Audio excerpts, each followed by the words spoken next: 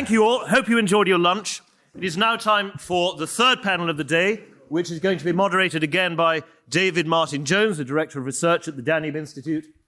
And this panel is about energy policy.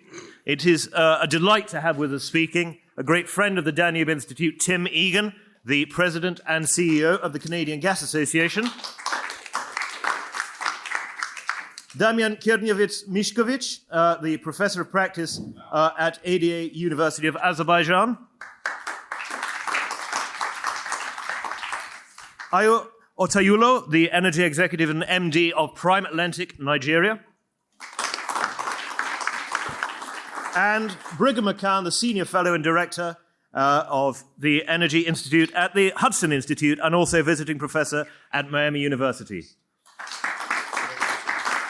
So if I may, David, the floor is yours. Thank you very much. Well, to get the show started, one of the things we heard this morning that geoeconomics is not the right term, so I was duly admonished. However, I do think GEO-ENERGY is an okay term because the geo plays a huge role in the current problem that the West has, especially Europe, with its energy supplies. And we seem to have, one of the problems that Professor Klaus this morning said is we're into a process of self-destruction. And one of the areas where we're self-destroying, particularly the UK, with loads of oil and gas, will not use it because it's swept up in a green delusion, which is not only a left thing, it seems to be a conservative thing. So as soon as Rishi Sunak says quite wisely, maybe net zero, no petrol cars by 2030 is kind of crazy, especially for small businessmen and people who like to motor, who can't afford a Tesla. It's suddenly, for Tories, a big problem. And someone like Zach Goldsmith says it's a total shame to the economy and to the British station in the world. And something's gone wrong with conservatives, it seems to me, because conservatives ought to be about the free market, ought to be about cheap energy, and they're not. And part of it is to do with public schools, which you think would be quite good, you know. So when anybody interviews demonstrators for Just Stop Oil or XR, they all seem to have been to Eton. So that one commentator recently said, the trouble with the energy problem is old Econians, not old Etonians. And this is the problem, one of the problems we face, I think. And in order to get us going, we've got Tim Egan, who's not an old Econian, and who's a promoter of Canada Gas, will start us off, and then we'll have Damian, Brigham, and Ayuta. Okay.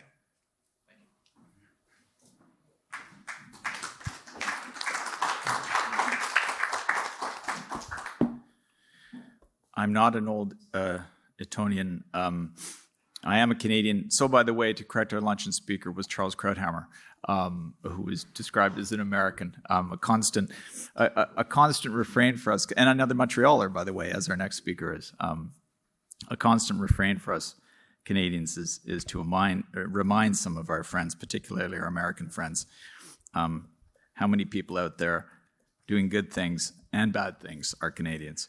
I'm just trying to open this, and then I can start it for you.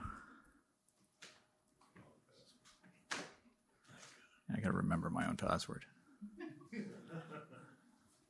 I'm not speaking in an official capacity as president of the Canadian Gas Association. I'm speaking in a personal capacity.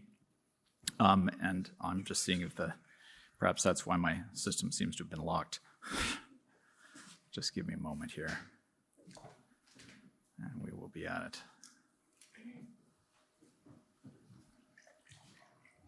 Here we go. So the title of my talk is The View from Canada, but it should say A View from Canada, because I don't pretend that it's the only Canadian view. But my subtitle is The Global Risk of a Missed Opportunity. So thank you, David. I want to thank you, John and Melissa, and all your Danube Institute colleagues. And I want to thank the Heritage Institute as well for the opportunity to be here. It's a delight, again, to be here in Budapest.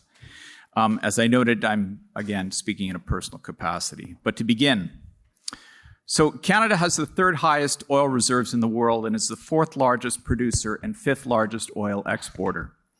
At current production rates, we have hundreds of years of natural gas supply identified, and we're currently the world's sixth largest natural gas producer and exporter, all by pipeline to the US.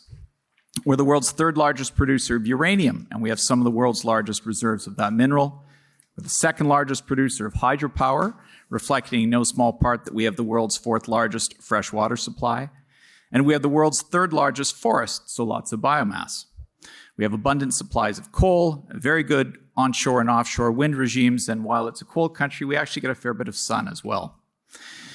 In short, we have a lot of energy, an estimated 4 to 5% of the globe's primary supply, which is disproportionate certainly to our population, which at 40 million is roughly 0.5% of the globe's population. So we're very, very energy rich per capita. And that population of 40 million is composed overwhelmingly of immigrants from around the world, including very large numbers of Europeans, within which is included over 1 million Canadians of Ukrainian descent, one of the biggest Ukrainian diasporas in the world. All of this would make one assume that Canada would be at the forefront of the conversation around addressing Europe's ongoing energy concerns, exacerbated as they have been by Russia's attack on Ukraine. And certainly that is why European ambassadors have made a point of engaging with the industry I work in, the natural gas industry, to ask what more we might do to help Europe meet those concerns.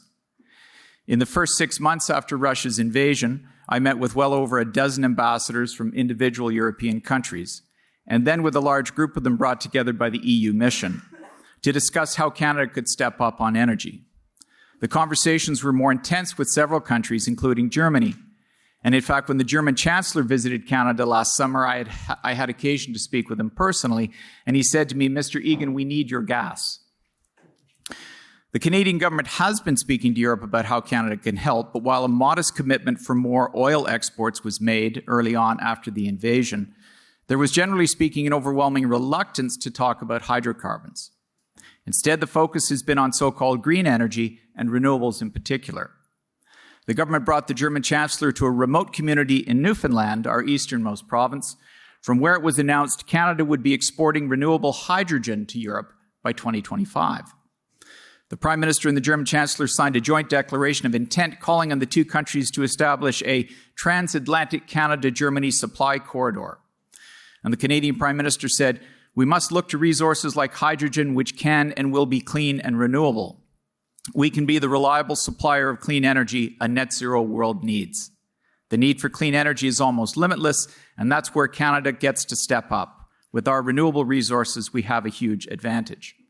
I would note that Germany, as our last speaker on the previous panel noted, has built very quickly 2 import terminals for LNG, not for hydrogen. Hydrogen is something we produce and we're doing a lot of work on, but it's only a nascent energy source in the global market and also in Canada. But it and other renewables, when hydrogen is renewable, it isn't always. Overwhelmingly, it's made from natural gas. And again, Canada has many of these other renewables in abundance. They're the focus of our government when it talks about energy exports. But the question is, does Canada really have a huge advantage with its renewable resources? And related to it, is it realistic to talk about those contributing in any significant way to Europe's needs? And is pursuing a renewables-first strategy at all aligned with our broader strategic interests and those of our European allies still in the midst of war and our other allies around the world? The rationale for the focus on renewables is clear. Canada, like most other Western nations, has set aggressive emission reduction targets in order to deliver on a net zero agenda, committing to have a zero-emission electricity system by 2035, 100% zero-emission vehicle sales by that same year, a carbon tax, currently at $65 a ton, of $170 a ton by 2030, net zero emissions from all new commercial buildings by around the same time, an aggressive new building code on emissions for home construction, and various other targets, all to lead ultimately to that net zero emission economy of 2050. Pursuing renewables in the energy mix is seen as critical to achieving that goal, but some reflection on the target is necessary. And I ask the question, is it realistic? Before the rhetoric of net zero took hold, the target was a 30% reduction in emissions against a 2005 baseline. And by 2022, 17 years after that baseline, we had achieved approximately a 2% reduction. So in 17 years, we achieved 2% reduction in emissions. And by the way, that included the biggest piece of low-hanging fruit, which was the phasing out of a lot of coal-fired generation. But now we plan to effectively eliminate the remaining 98% of emissions in 27 years. By my calculation, that means increasing the rate of emission reductions by 30 times over our best achievement to date, with no more low-hanging fruit. And this, by the way, while our population grows at a significant pace. We took in at least 1 million new immigrants in Canada in the last year alone, a full 2.5% of our population. And the government is committed to comparable immigration growth rates for the foreseeable future. Canada's electricity system is a remarkably emission-free one, at 60% hydro, 20% nuclear, roughly 5% wind, and the remainder being largely gas. But across the country, the electricity system is highly stretched and in dire need of system additions.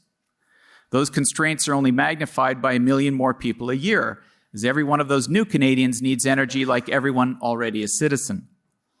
But building out new electricity generation takes time. Hydro or nuclear plants require at least 10 to 15 years to develop. Wind and solar on the scale required to deliver comparable energy have simply never been tried, and would also require enormous transmission infrastructure because they can't be built just anywhere, and certainly not close to where the energy is required. So the one power generation source that can be built quickly is gas-fired, but that doesn't fit the renewable definition. And by the way, the electricity system in Canada, like most other Western nations, represents a minority percentage of total energy use. Only 20% of the total energy system in Canada's case. The remaining 80%, which is for home and commercial heating, for industrial needs, for transportation, for agricultural needs like fertilizer, is all hydrocarbons, largely natural gas and refined petroleum products.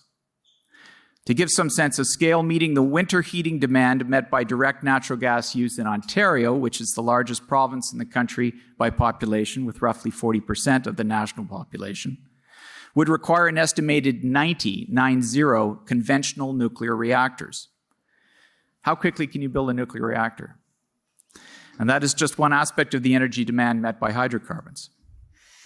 I'm getting into the weeds on Canada, but I do so to make a point that's relevant to every country's conversation on energy, and therefore very relevant to a geopolitical conversation on energy security for Europe.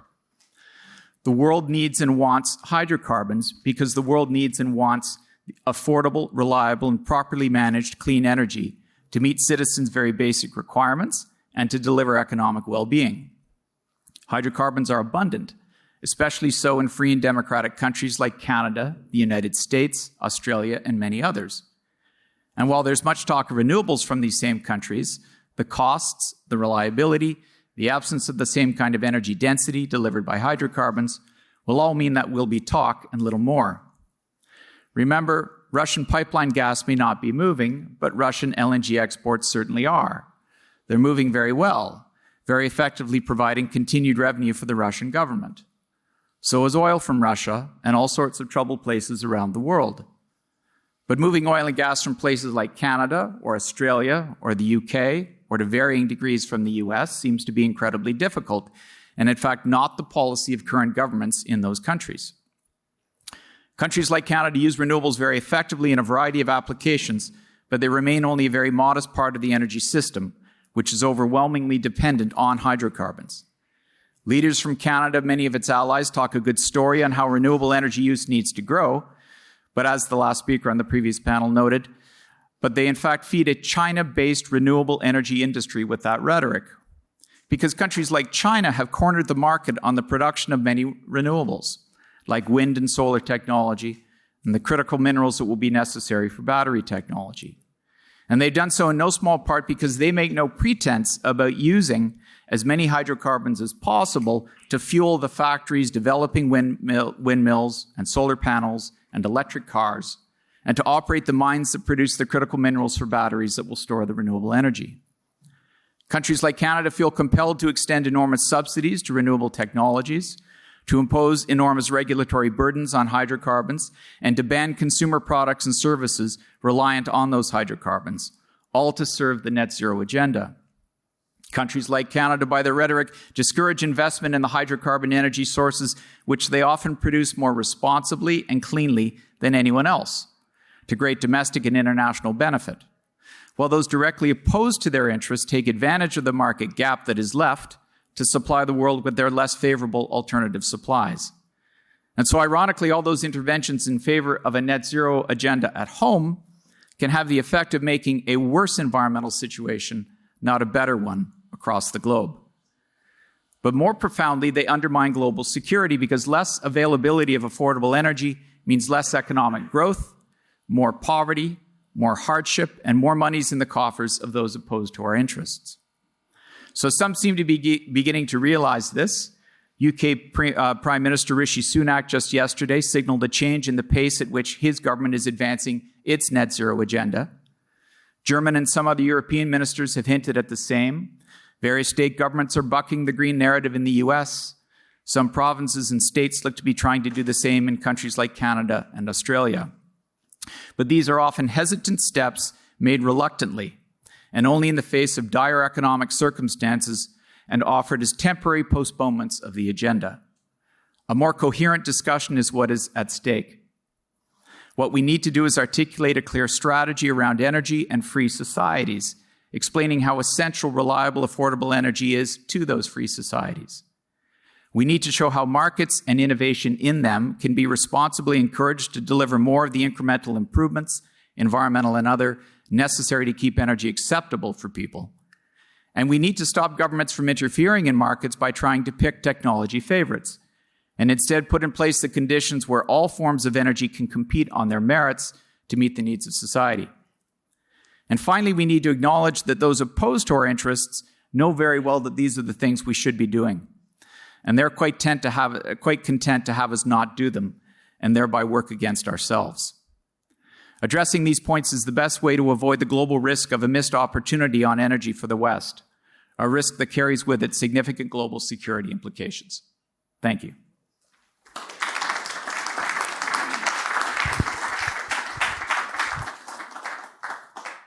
Amongst other things, Professor of Public Service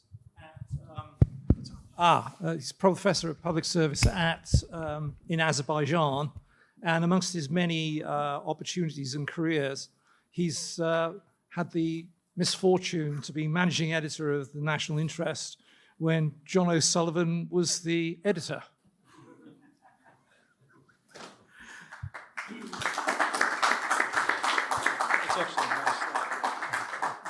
Thanks very much. That was a lovely couple of years we had there. All right. Well, it's wonderful to be back in Budapest. It's wonderful to be invited here by the Danube Institute. Thank you both, and to Heritage, and to those of you who managed to stick with it after lunch. So I'm talking about today. The topic that I'm supposed to be talking about is the geopolitics of energy in Eurasia and its implications for Europe. And I want to start by connecting some geopolitical dots that are relevant to the question of the EU's energy security and the role that Azerbaijan and some other countries in that neighborhood can play in this regard. But this means starting with Ukraine. We just wouldn't be having a conversation about the nexus of issues concerning the EU and the geopolitics of energy were it not for that war. More specifically, the trend of strategically deepening the EU's engagement with Eurasia, with the Silk Road region, is in large part a consequence of the choices that the EU made to impose sanctions on Russia and to divest from its dependence on Russian oil and gas, in the context, of course, of the Russian war. Now, one manifestation of this deepening engagement is the EU serving as a facilitator in the peace process between Armenia and Azerbaijan. And a distinct component of this involves a whole bunch of questions that have to do with Karabakh, this part of Azerbaijan that has an ethnic Armenian population. And I don't want to get into this because that's not what I'm supposed to be talking about, but I'm obviously happy to answer questions about it later on. All I'll say is that Azerbaijan's president and the way the country is run in general it's like a master class in statecraft. And this classroom is located in one of the toughest neighborhoods out there. All right. Now, the second manifestation of this deepening engagement by the EU is connectivity. So, energy and transport and all the rest of it. And that's what I want to focus on. Now, connectivity in this context has sort of two interdependent aspects. The first is energy, and I'll say more about this in a second. And then the second is everything that has to do with providing a safe, efficient, secure, reliable, bottleneck-free, and procedurally harmonized land-based transportation and economic corridor between the EU and Asia. So, Global Gateway, the Middle Corridor, the Belt and Road Initiative, all that stuff. So in a non-energy context, connectivity encompasses digital infrastructure, security architecture, food supplies, access to critical raw materials, and so on. Now, tomorrow morning, Balázs Orbán is going to get into all of this from the Hungarian perspective. Now, let me just say that he wrote a really good article for the journal that I edit now called Baku Dialogues on, imagine, connectivity, and particularly Hungary's understanding of connectivity in the context of its engagement with the Turkic world. So, read the article. All right, now I want to argue that in the context of Eurasia, with respect both to energy and other aspects of connectivity, Azerbaijan is indispensable to the advancement of EU strategic interests. But it's even more important than that, I think, because Azerbaijan plays a similar role regarding American ambitions and those of Turkey and even the Chinese ones. And I'd even say this in the context of Russia, but it's a less straightforward argument. So if you forget anything else that I'll say this afternoon, remember this. In terms of energy and transport and connectivity and all the rest of it, Azerbaijan has become an indispensable country for that part of the world. And this indispensability argument isn't rocket science. All you have to do is look at the map. Because try as you might, you just can't get around Azerbaijan if you're trying to go east to west or west to east. To the country's north is Russia, and to its south is Iran. And the EU is committed to its sanctions and export restrictions regime in both of those places. So is the United States. And that's not going to change for quite a while. And this means that nothing resembling a normal, predictable economic relationship between the West and Russia and between the West and Iran is in the cards for the foreseeable future. So look, 2 days ago, Joe Biden became the first U.S. president to actually attend what's called the C5+1 summit of Central Asian leaders with the United States. Usually the Secretary of State attends. And this C5+1 meeting happened on the margins of the UN General Assembly in New York. The readouts were boilerplate, but they do seem to suggest a greater political commitment on America's part. You can see a similar process going on between the EU and the Central Asian Five. And that's all well and good. But what got a lot less play outside of the region was that the Central Asian Five presidents had their own annual summit last week. And for the first time, they invited Azerbaijan. So you had 6 presidents in the room with a few staffers. And this, it seems to me, is much more strategically significant. And here's why that is. For the past 6 or 7 years, the Central Asian Five have been taking concrete steps towards institutionalizing regional economic connectivity and cooperation. Now, the scale and the scope of these plans that are now being laid or finalized bring to mind older arrangements in other geographies. ASEAN, the Nordic Council, the Gulf Cooperation Council, the original European Economic Community. And all of those took a long time to come to fruition, to achieve their potential, and so will this. But I think this is a really, really important development. Because more or less where we are right now is that the Central Asian Five are moving ahead with a formal treaty text of institutionalized cooperation. And this is going to become an even greater big deal because I think everyone understands now that Azerbaijan needs to get involved. And this again speaks to my indispensability argument. Okay, now with my remaining time, I want to turn directly to energy, about the EU's interest in diversifying its energy supplies and strengthening its economy, which is predicated on the reliable and predictably priced supply of energy. And here, too, Azerbaijan is a strategic prize for the EU, because the record is clear. For more than 2 decades now, there's no more reliable non-Western pipelined oil and gas supplier to the EU than Azerbaijan. In other words, we've got a predictable, stable, secure, and friendly partnership that goes back to the 90s. And I don't have time to get into the history. Let me just say that right now, Azerbaijan supplies about 5% of the EU's oil imports via a pipeline that doesn't go through Russia, and a couple of others. Now, for nearly 2 decades, Azerbaijan has also been a strategic natural gas supplier to the EU via a chain of pipelines collectively known as the Southern Gas Corridor. Now, this project followed Azerbaijan's oil supply concept. Both hydrocarbon types are extracted from the Caspian. Both go through pipeline networks that bypass Russia completely. In other words, Azerbaijan became part of the solution before much of the West even realized that it had this problem.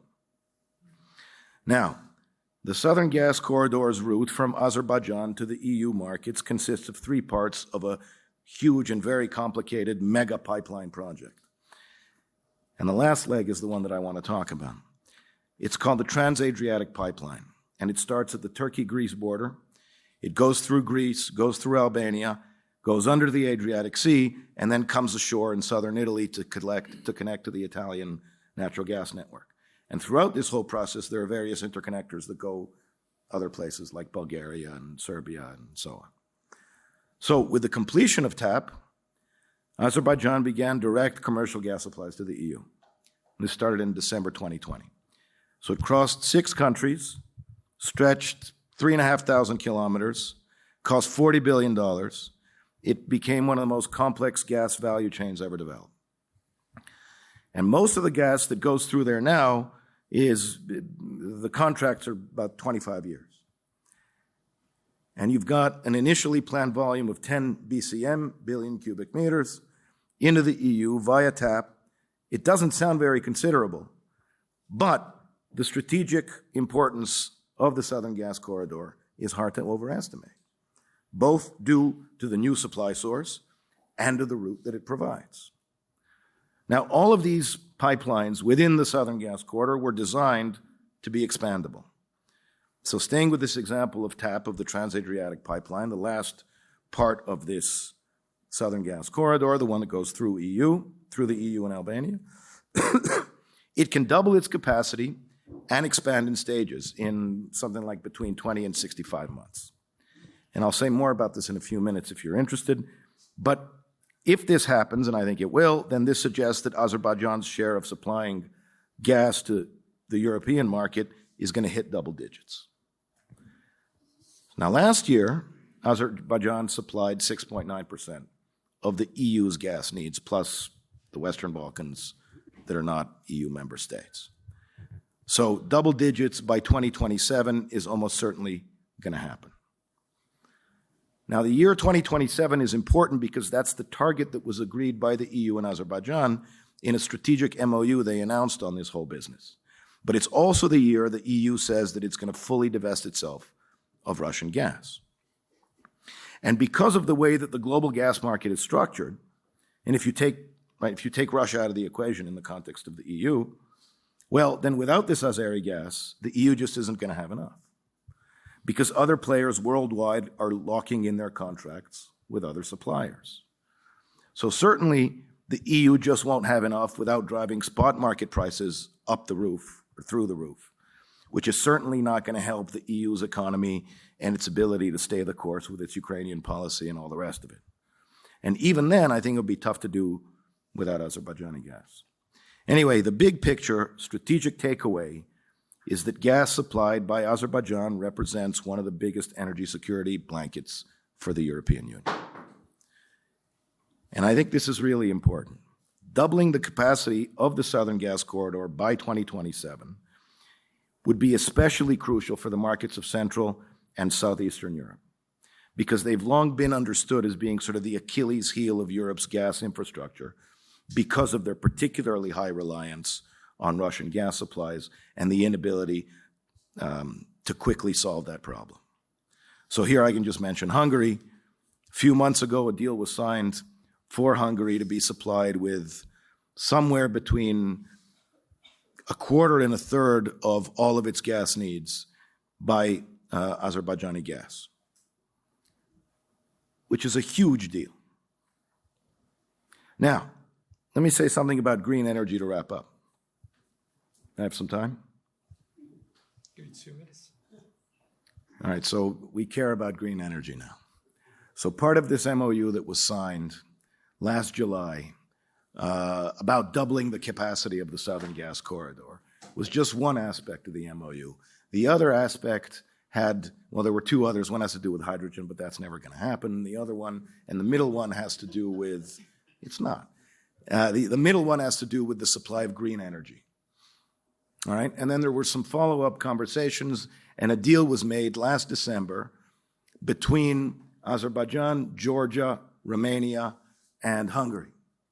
And the idea is to produce wind and solar in Azerbaijan and hydro in Georgia, and then to carry that along a submarine cable straight through the Black Sea, lands in Romania, enters the Romanian electricity network, goes into Hungary and elsewhere in that part of Europe.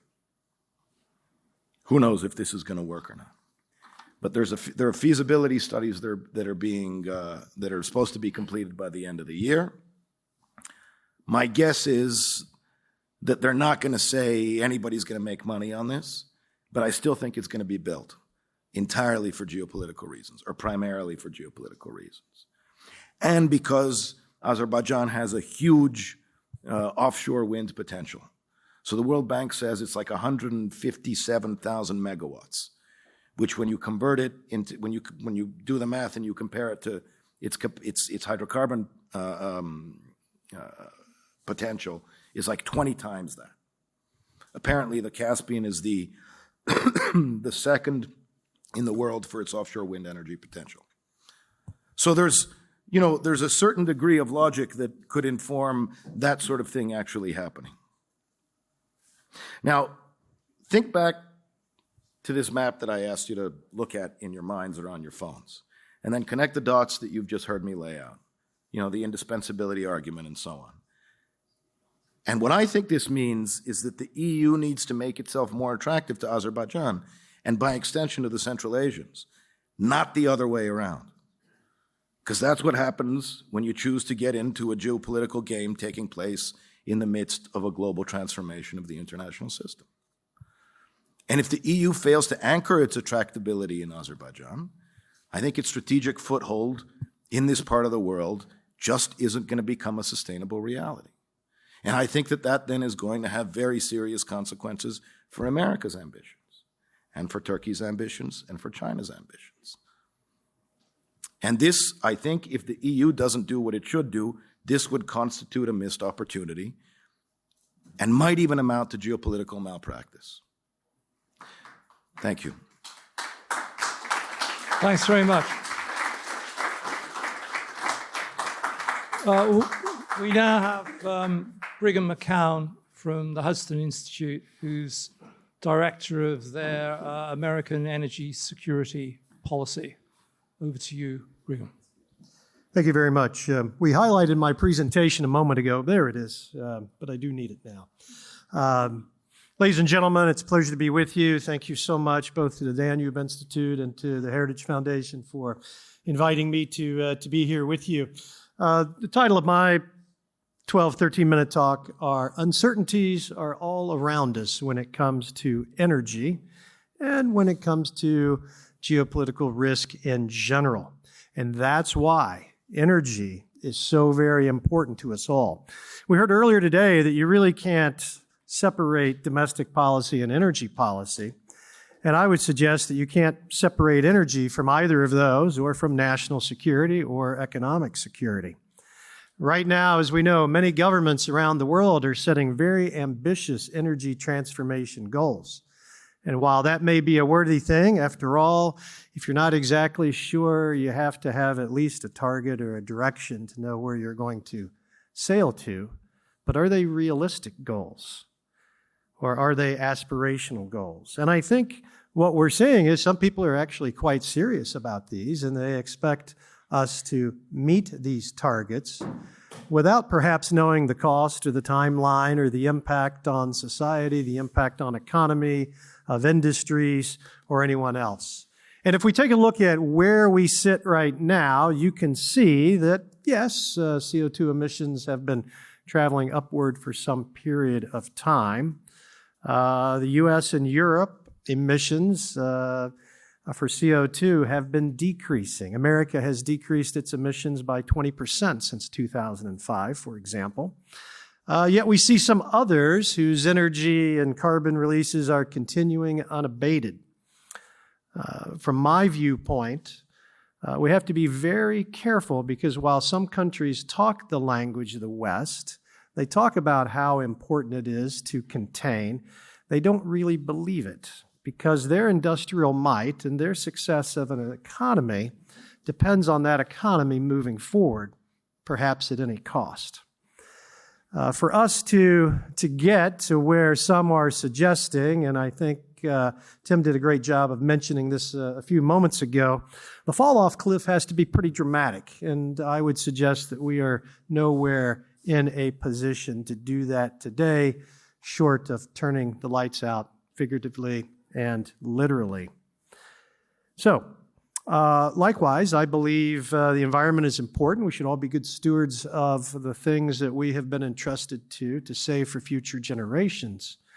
The question then becomes, why is it important today? How do we do so in a way that doesn't harm our own individual economies? And how can we do this in a way that does not see our national security failing as a result of this? I have a premise that I like to say because, after all, I'm a converted lawyer into a professor, so I like to talk. But science and molecules beat policy and ideology every single time. And I think that's something we tend to forget with our goals and made by often policymakers that are very well intended, but maybe have not lived in the real world or have not run a company or have not seen how things work or understand risk from up close and personal. I thought this slide would be great for everybody because if you listen to CNN, the BBC, or a lot of the other news articles, you would think America and the world is on its path to addressing the existential climate threat or some version of that we face. Yet, if you look at primary, for example, U.S. energy consumption, and the government lags a couple of years, right? And this is toward the end of the pandemic. But renewable energy only constitutes 12% of all the energy used in America.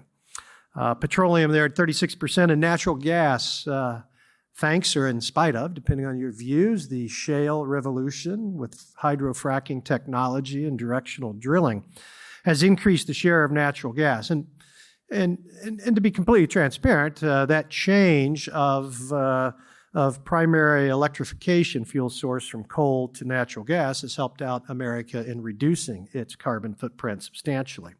But even if you look at renewable energy and you look a little closer, you'll see that half of that renewable energy is something called biomass, something that's been around for thousands of years, right? As have some of the other portions of renewables. But the fact is biofuels like ethanol and other organic material coupled with wood constitute nearly half of the renewable energy consumption.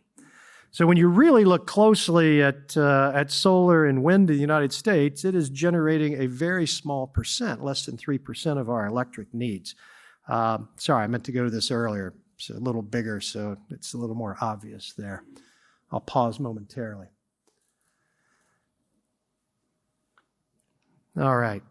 And if we wanted, theoretically, I thought this would be a fun academic exercise, to eliminate fossil fuels in America, at least as far as providing electricity, this is the land mass that would have to be taken up to provide wind and solar power to the country.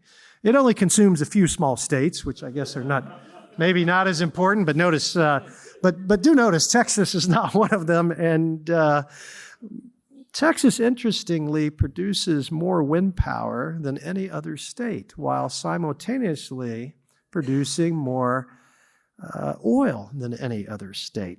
But the point is, this is where aspiration meets reality. So why is all this important? For a couple reasons. One, what happens when green-minded governments defy their citizens' wishes? I wrote an article I won't get into, but it's called Biden's Evolution, a Race Against Consumer Choice. And it points out that a centralized economic model, government-centralized economic model, does not fare well, does not age well with time, as we've seen over and over again. And I think some of those comments were expressed in the last session over the economics of it. To that point, if we're talking about, and the highlight there, I do highlight Republicans, but you can look at U.S. adults as a total and which ones lean to which party. But 73% of Republicans would be very upset if we stopped making petrol-based cars. Yet that is the administration's current plan. And even if you look at U.S. adults in general, 21% say they're excited about an electric-only car fleet. And right now, only 19% of American adults say they're excited to go out and buy an EV. Now, to be fair, yes, I am a former energy executive that pushes hydrocarbons, but I do own an EV as well. And there are certain applications where it works well. But does it work in all circumstances? And my point is the technology is simply not there yet. And I've driven it across the country just to see if it works. And, well, you need to pack a little extra food and have a little extra time on your hands. But, yeah, you can get there. But the age of early adoption of EVs in America, according to Axios, has now ended. And while we've seen exponential growth in EVs in our country, I think we're going to start seeing a dramatic fall off, and that is even with significant tax incentives from the federal government. The point of all this is that changing our energy mix shifts our dependencies. In October 16th to be exact, America will celebrate a rather infamous holiday, 50 years since the Arab oil embargo. And every presidential administration, every government since that time has made it a priority to become energy independent. For a while, people joked about it. One president famously said, "Put on a sweater and turn down the heat, you'll all be fine." But we actually got to that precipice just a few years ago. And what we are now seeing is a backsliding. Why is this important? Well, we have removed ourselves in America from the dependency on Middle Eastern oil, but now we're facing dependency on the renewable supply chain, on the rare earth minerals, the critical elements, everything that you need. And so we may be hopping out of the pan and into the fire if we're not very careful. This is very important from a security perspective. And talking about energy security, and a few folks have bantered it around, I have my own working definition here. I've highlighted the important words. We have to have this in order to be secure. We have to have this in order to have an economy that raises the tide for everyone, that brings prosperity to our citizens, and makes us safe. If we don't have this, pensioners can't afford electricity or gas. If we don't have this, where you are weak with energy, where you have reliances, you are not strong. You lose international leverage, both soft power and hard power. It is so very important. So speaking of this energy transition that we are in, and again, I'm an all-the-above type of person, and I do think our energy mix is going to change over time, but demanding that something is does not necessarily make it so. And so if we use the U.S. government's own statistics and projections, this is out to 2050, you'll see that non-hydro renewables is still, well, producing less than 20% of our energy consumption as a country. If we add hydro in, somebody mentioned we can't build dams anymore. I think that's probably true. That only adds another 3% or so. So petroleum, other hydrocarbon liquids, and natural gas are going to be the predominant fuel source well past, hopefully, when I retire. That's just the facts. And I think that's a good thing because that affordability, if I go back, that affordability and the uninterrupted availability to have this energy safe and secure is what we should be focused on first. If the costs are there, then the market will lead itself to that transition, right? I used to say in government, talking to my colleagues in the agency when they came up with an idea, and I said, oh, that's great. What market failure has precipitated your need for us as a government to intervene? And they would look at me very strangely and say, what do you mean? I said, well, why should the government intervene in the market? What market failure has there been? And I would suggest there is no market failure to now. And these are things that we have to keep in mind as we move forward. But again, energy security is economic security, and it is national security. Thank you very much.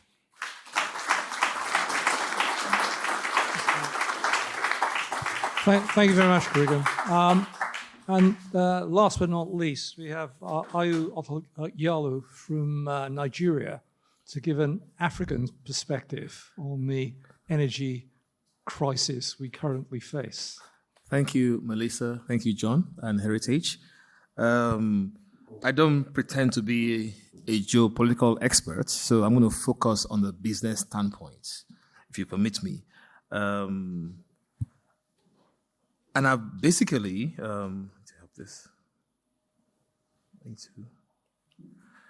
built my presentation on several considerations.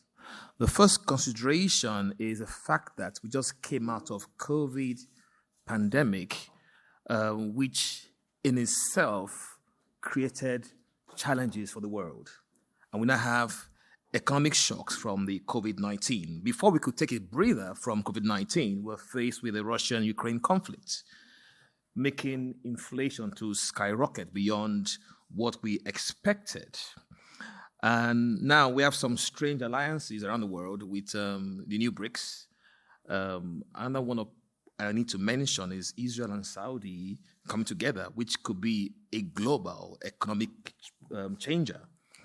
The last one I'd like to discuss today also is the fact that Ukraine war has actually elongated the life cycle of fossil fuels, and that's a reality. And we have to face that reality. So, and that is why UK have lifted the ban on exploration and production for this year to bolster their energy security. And in view of all these considerations, I've coined a phrase called Nigeria, an energy trinity. And why is this phrase so? Nigeria has vast resources in oil, gas, and every mineral required to achieve our net zero. So I'm very important to all of you this morning, so I think you need to pay attention to me. So I would like to focus actually on why is Nigeria's an energy trinity. And before I do that, this graph shows us that by 2040 and beyond, fossil fuels will still account for 50 to 60% of our global energy consumption, which collaborates what you just said. So it's here to stay for a while. And why is Nigeria, for me, the preferred supplier? Nigeria has had an historic relationship with the West, with Exxon, Chevron, Total, who have been very successful in Nigeria, building large enterprises in Nigeria. And I believe the West can leverage on these success stories to build or leverage its energy security. Nigeria stands today as the 10th largest reserve, oil reserve in the world. I think it should be better than that in terms of our proven reserve. Secondly, we are currently the 9th proven gas reserve in the world, with first in Africa and the 6th largest exporter of LNG worldwide. And we have a potential of a 600 TCF gas potential. I mean, this is a nice story to tell. And because the West, I said it earlier on, have actually working in Nigeria successfully, we can leverage on that success story to explore our gas opportunities.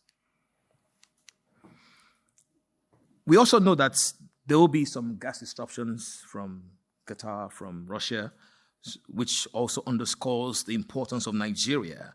And if you look at our energy resilience and supply, we've been consistent for many years, and we just awarded a contract to extend one more train, which can add 20 to 30 million tons of LNG annually,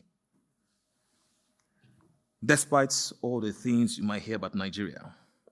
However, I cannot sit here and tell you that it's all hunky-dory and walk in the park. We have challenges.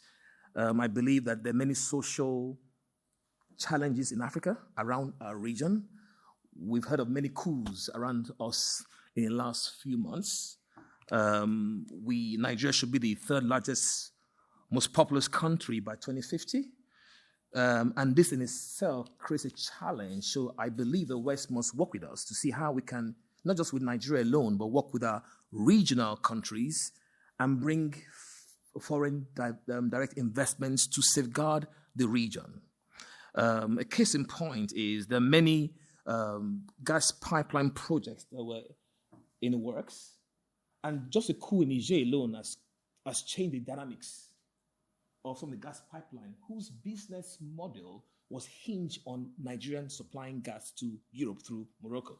And this gas pipeline are now being threatened because of political instability.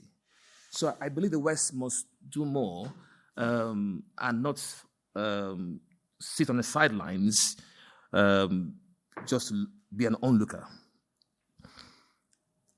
One of the things I would like to mention is the fact that if we don't have foreign direct investment in Nigeria, Nigeria recently removed a subsidy on petrol, and that indirectly created social instability in Niger and Benin. So that underscores how important we are to the region. So we must have a look at Africa, not just through the lens of Nigeria, but through the lens of our region.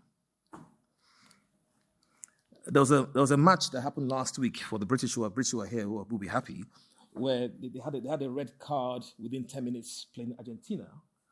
And immediately I said to myself, I hope they will train a strategy from scoring tries to drop goals for those who play rugby. I used to play flanker. And they won the game, because to win a game with 14 men is quite difficult. So we must adopt a win-win solution for Africa. We're here to win. And I believe for us to secure ourselves, we must win the global energy security war. Now, I will just gloss through quickly our mineral potential. Because we focused many years on our fossil fuels, we don't really have reasonable data to underpin or explore or to give you more details, information about our mineral wealth. I'll give you one or two examples from my own standpoint. Every mineral required to achieve net zero is in Nigeria. I have a gold plant in a region in Nigeria, and the potential there of the gold in that license alone is $1 billion. And all we have so far are just private initiatives who are the ones who have done all we have heard, or all records we have today that are official. Let's take, for example, lithium. And this is the lithium spread across Nigeria. which shows the abundance of lithium in our country, especially in its form, which is quite easy to refine. I'll give you an example. We sent one of our samples of lithium to a lab in Holland, and the guy said to me, "This is not from Nigeria." Why? Because he said, "This is the highest purity we've ever seen." And it's all in Nigeria.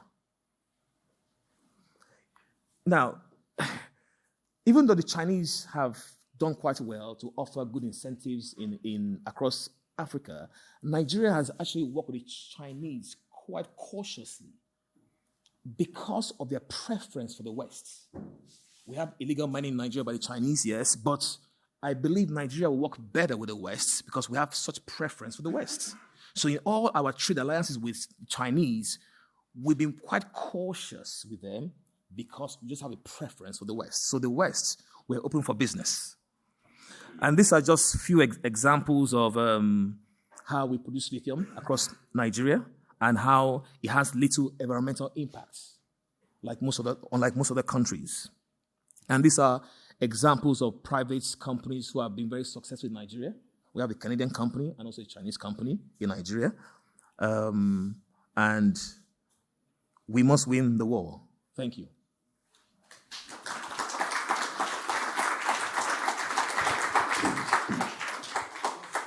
Well, thank you very much. I thought those were 4 tremendous presentations. And I suppose what comes to mind immediately is, reading a lot in the press and listening to talks like this by Brigham and Tim. There seems to be an abundant amount of material out there saying that, gas supply is extensive. We have sufficient supplies going forward that could guarantee us cheap energy, well, indefinitely, probably. And yet we seem to be in a self-lacerating condition in the West, that, particularly amongst our elites, that wants to say, carbon is evil. Given the data that we've got from all of you, that we should be in a cheap energy condition that would guarantee and secure our base and our populations, why are we indulging in this green fantasy? And do you think we've reached peak green yet? So we'll go around the table if you want. Is that on? Yeah. I don't think we've quite reached peak green. And I think it's because citizens in countries that have green agendas that are continuing to be implemented have yet to really feel the pain at a level where they will say stop. Now, I think it's starting. I think that's why Prime Minister Sunak did what he did yesterday. I mentioned that the debate's changing in several U.S. states and Canadian provinces, and we've seen things like the rise of the Dutch Farmers' Party. We saw what happened in Sri Lanka last year. We've seen a number of situations where people have said stop. But the fact is, energy has delivered an extraordinary quality of life to an extraordinary number of people in a very short period of time, and yet they've forgotten that there's a lot behind turning the light switch on or the thermostat or the ignition on. People, the vast majority of people in society are disconnected from where energy comes from and feel morally superior by judging where it comes from and how it comes about. And so until such time as either that light switch doesn't turn on or the thermostat doesn't work, either directly or indirectly because you can't afford food anymore or housing costs are going through the roof or whatever else, till it triggers that kind of public anger, I think the green agenda will continue to expand. Which is not to say that there's not something good in the green agenda. As Brigham said, I mean, we're all committed to a better environment and we continue to make incremental improvements. But the security stool is three-legged. It's about reliability, it's about affordability, and it's about acceptability. And you've got to strike a balance of the three. Yeah, I think that's spot on, and because my answer would be, well, because it's popular, right? It's what all the cool kids are doing now. So it was very popular to jump on the green bandwagon and sort of the apology tour for things. But to Tim's point, it has contributed substantially to our way of life. Anybody that wants to go back pre-industrial civilization, go ahead, but I'm not going backwards. And if we look at the subsidies still, and this is the other piece of market manipulation, I'm hearing quite often that, renewables are as cheap now as hard. That is not true. It is simply not true. And there are some other things we can do. We can use carbon capture. We can try some other things. But I think, from the war in Ukraine, once that cheap Russian oil and gas was pulled out, suddenly, Europe saw significant energy price increases and deindustrialization in some places that should give everybody a reminder that this is probably not good policy and we need to rethink it. Okay. I agree with everything these two just said. I agree with them too. Wanted to ask, perhaps I'll direct this primarily to Mr. McGowan and Mr. Egan. Theodore Boone. I'm with Corvinus University here in Budapest and also with the international law firm of Dentons. Atomic power, it was alluded to. I find it interesting that Hungary is pushing forward with renovations. Romania has announced plans to complete its 3rd and 4 reactors and U.S. Export-Import Bank has provided letters of support for that. It's can-do technology.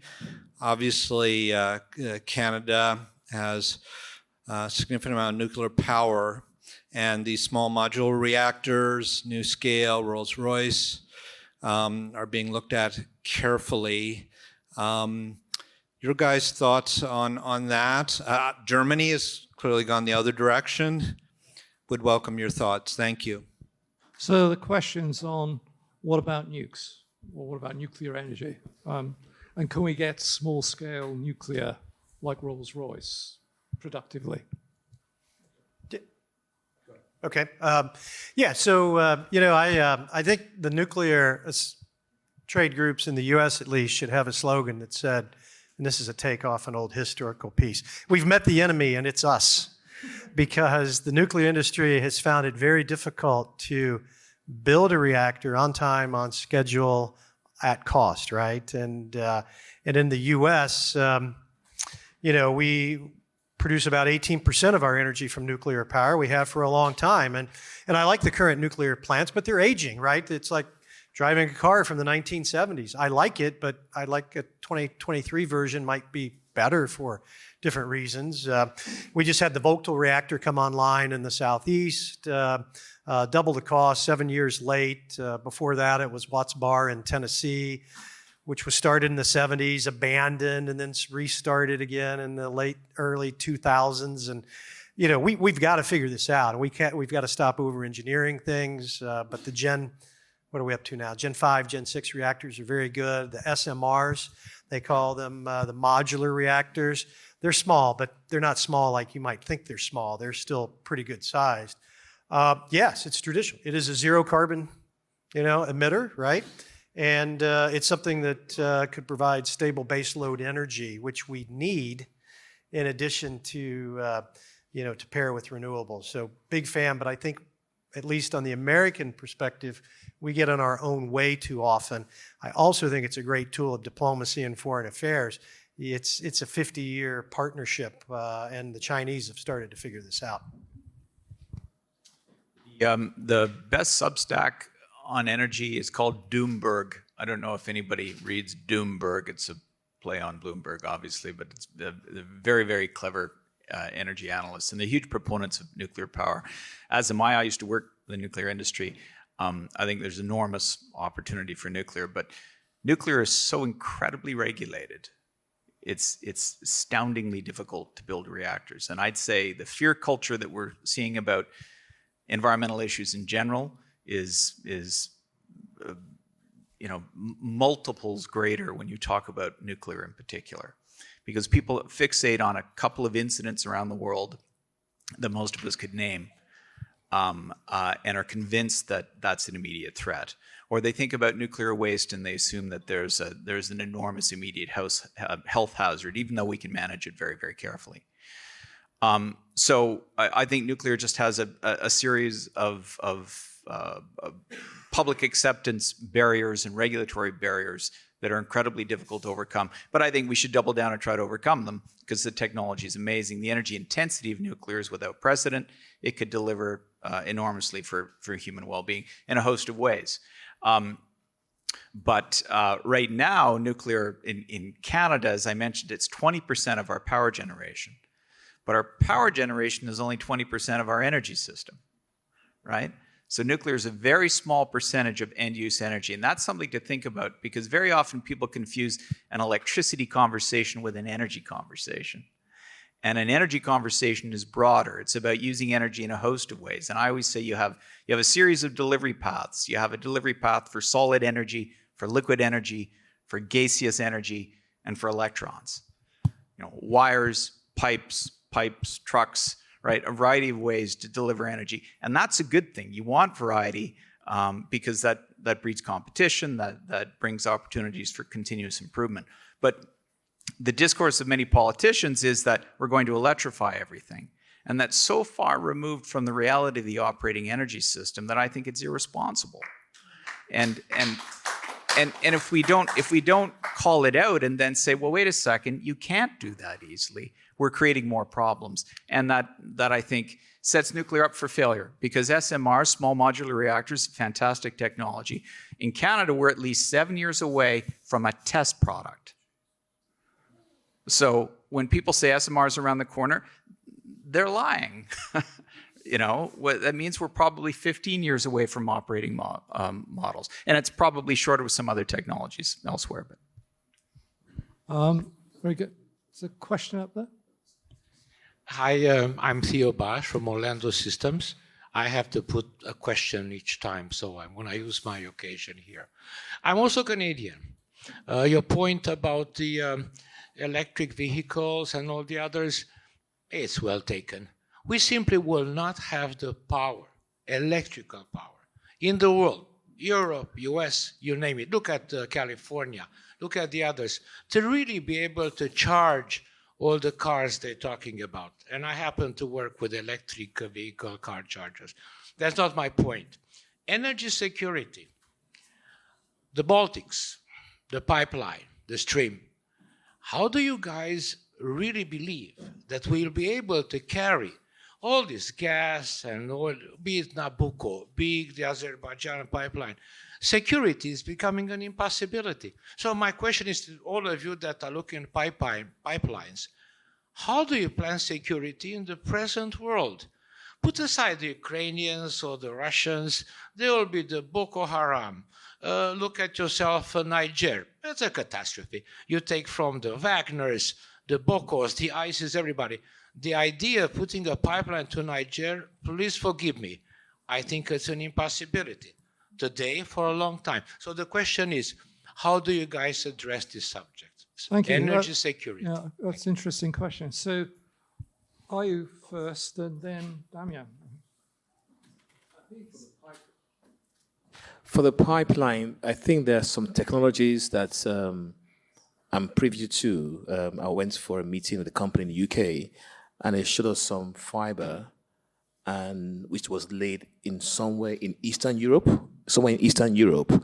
And once there's anybody within 7 meters of that pipeline, a camera zooms in there. And we were trying to offer that for Nigeria to protect our pipeline, but we never got around to it. But I believe there are technologies that can safeguard the pipeline. And the company called Kinetic, they have some nice technologies in the UK that you can use to protect the pipeline.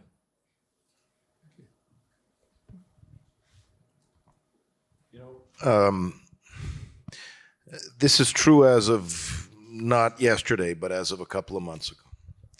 If you look at all of the targets that have been hit, both by the Russians and by the Ukrainians, it's amazing how the pipelines have never been hit.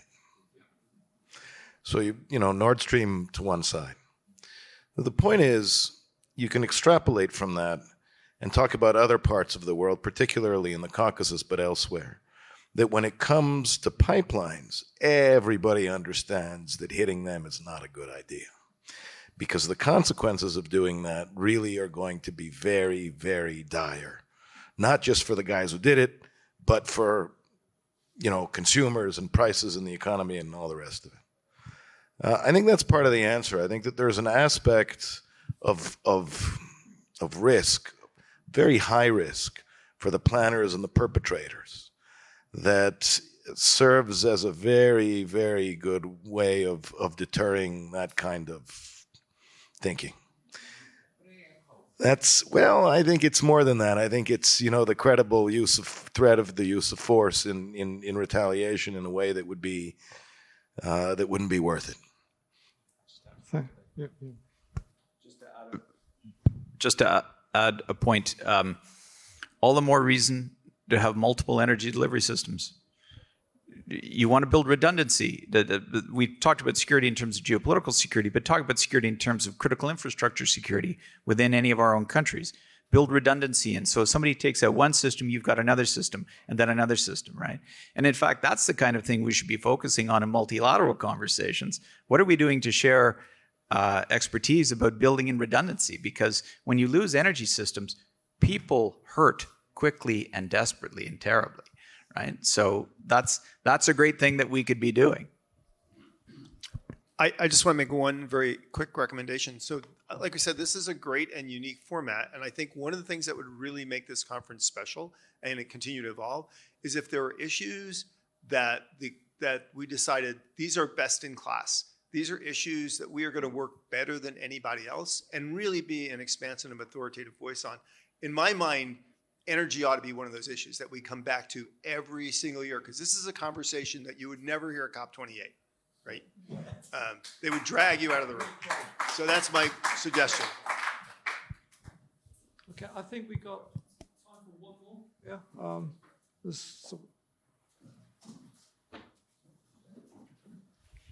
Thank you. And Mustafa from Morocco.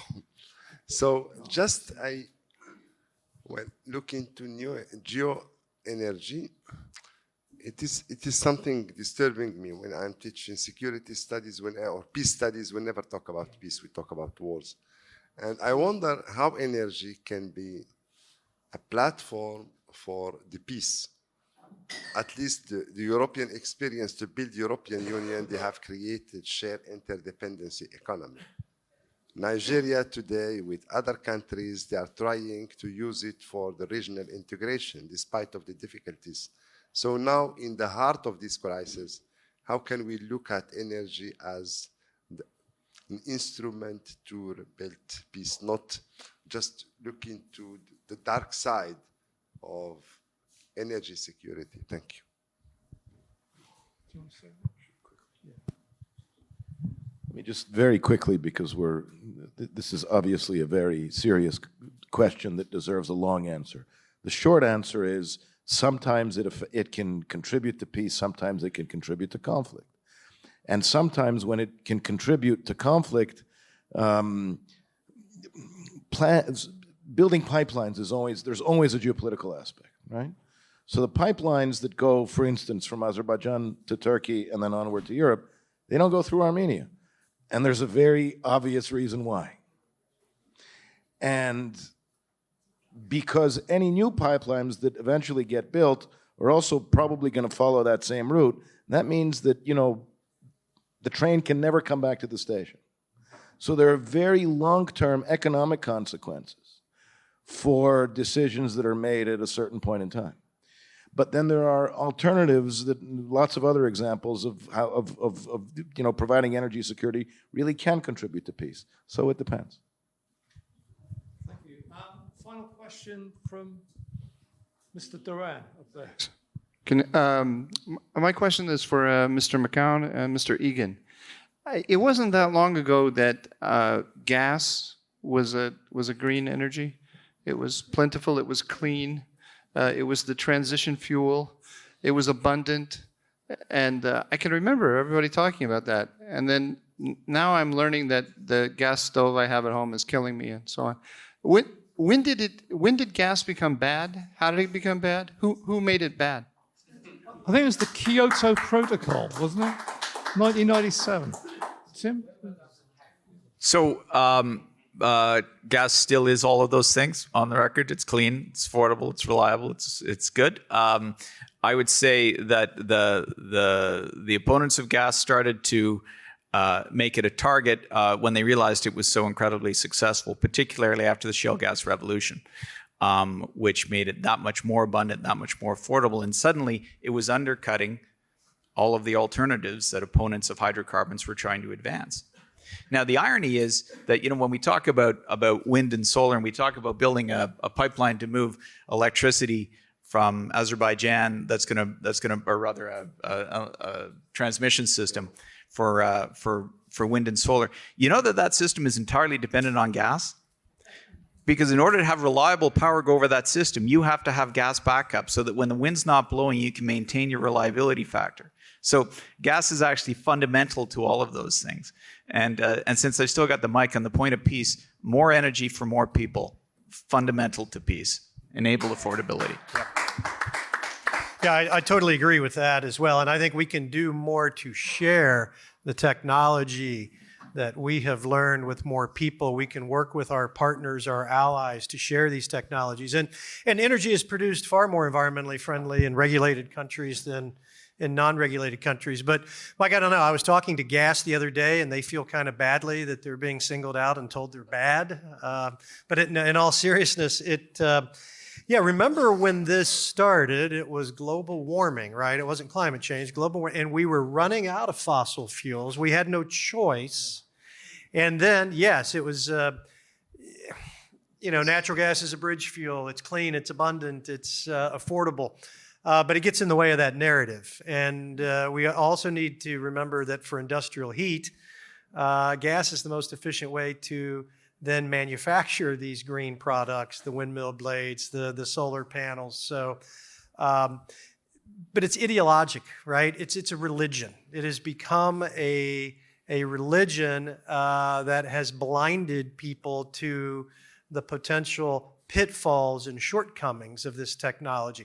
I'm not against solar, but I'm not going to demand it to the exclusion of everything else, because I think that's short-sighted, and which is really why I call it it's become a religion. So it's time out, is it? Yeah.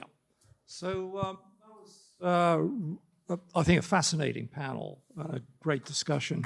Thanks for the speakers.